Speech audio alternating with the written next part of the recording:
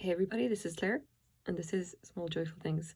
As always, I go to thrift stores or I go to estate sales, or sometimes I buy things from Craigslist, and I look for things that either appeal to me personally or that I think will tell a story, and then I try to find out as much as I can about them, and then I tell you guys about them. So here's what I've got today. I have a pair of glasses. These are glass tumblers, in fact. I'll lay one down just so you can see them. Just the pair of them, obviously in clear glass, and they have this opalescent rim, which is quite nice. These are basically antiques, and I'm gonna try to tell you guys about them. Unfortunately, I've got almost nothing. Anyway, first let's measure up. They're about 4 inches high and just over 3 inches across, 3¼ inches across. There we go. Now, the problem with these, I cannot find anything about them. I have tried just about everything. I've asked people that I know in the glass collecting forums and on Reddit and whatever. I've done a lot of research on Google.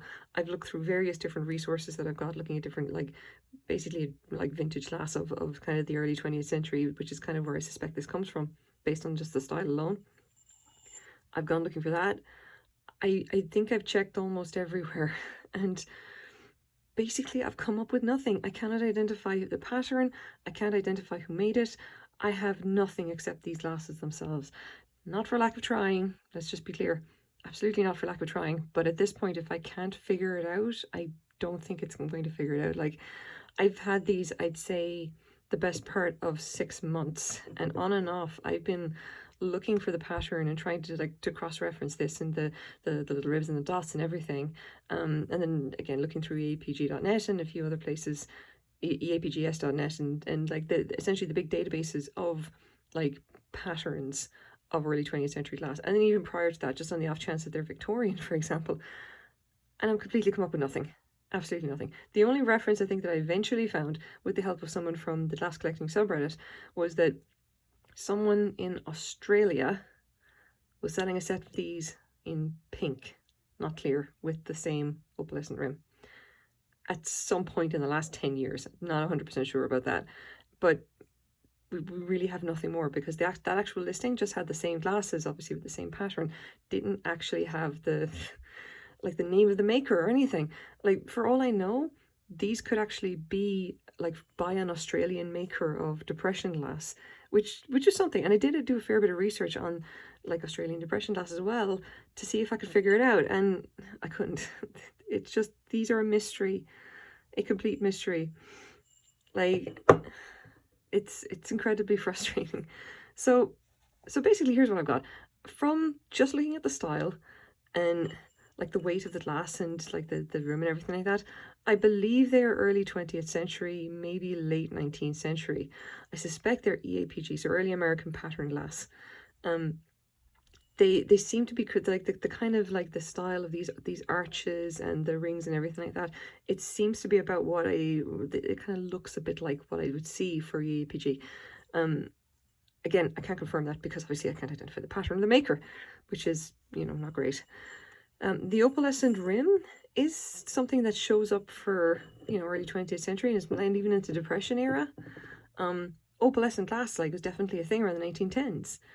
Because obviously I've got the Northwood bowl, and that is a magnificent piece of opalescent rimmed glassware, but obviously I can identify the maker there.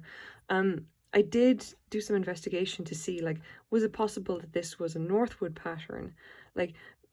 Basing this mostly on looking at what other companies did clear with opalescence, and is it possible the pattern is something by them? No, I could find nothing. It's immensely frustrating. So frustrating, I really can't describe.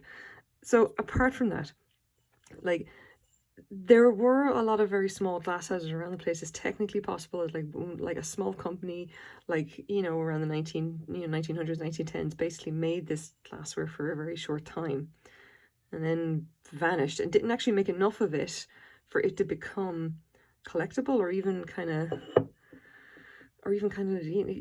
identifiable at this point. Essentially the information, it has been lost No one's got any idea. We can't find anything, and what we're going to be having is essentially we're just going to have these oddities showing up every now and again. And yeah, for the glasses themselves, they are really nice. I can tell that they've probably been through the dishwasher at least once, because they have that familiar kind of like matting on the opalescent glasses. Like the shine has just kind of been worn off it. Like somebody dropped, you know, put them in dishwasher like a few times, and it kind of damaged the glass.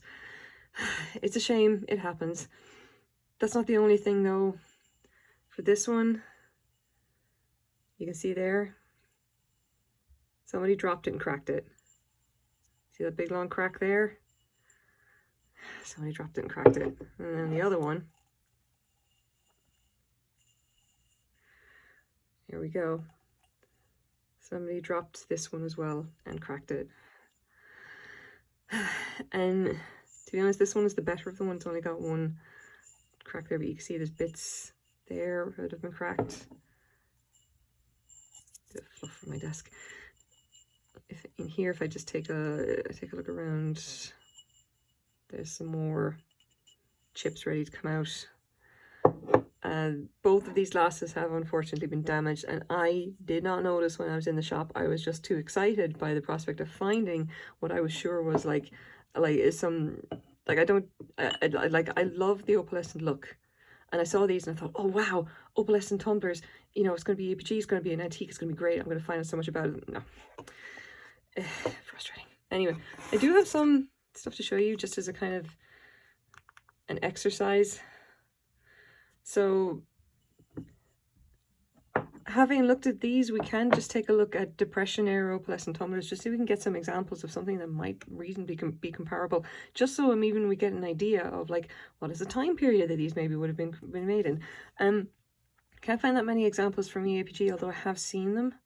And for the keywords for Depression glasses, usually the thing that kind of shows up more about the early 20th century rather than putting EAPG. Don't ask me why, it's just part of the keyword stuff. So what we've got here, this is some examples. Vintage anchor hocking opalescent. You can see like these are opalescent cups, and they have like clear with a hobnail, and then the white rim that we see here. There's another one of the same. Now here we have something similar, but that's on like that nice blue glass. Here's another one in green. And see there, EAPG, and that's with a scroll pattern. I have actually seen that one on EAPG.net before, or EAPGS.net, the Early American Pattern Glass Society, if I remember correctly. So a few more examples here. More of the hobnails, but this is like without the foot. And this is definitely a thing for tumblers. This is the one I see coming up quite a bit, and that is just beautiful, glorious. Like that was definitely what I was thinking of when I saw these on the shelf originally. I'll get a few more examples. There's mostly this in the hobnail again. And I think that's probably what we've got for that anyway. So yeah, like that's kind of where we're at with these. Now, I believe I spent $3 buying the pair in the thrift store. What's going to happen to them now? Like basically nothing. I'm going to be donating them back to the thrift store.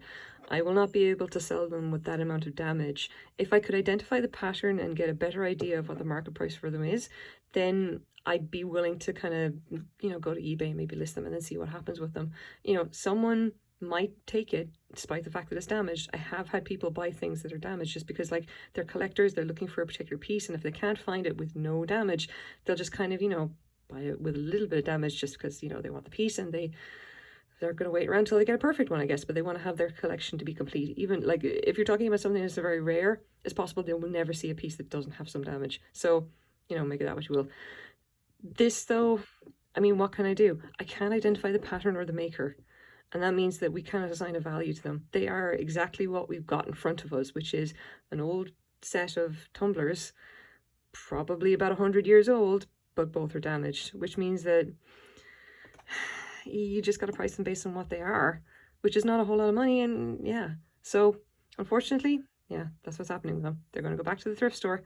And, you know, I'm not sad that I got them, because everything really is a learning experience, and the more I can look at pictures of, you know, beautiful glasses, you know, I would never, you know, consider that time wasted. So for what it's worth, guys, This is my small joyful thing. Well, these are my small joyful things for the day. I hope you like them too, and thank you very much for watching. Bye bye.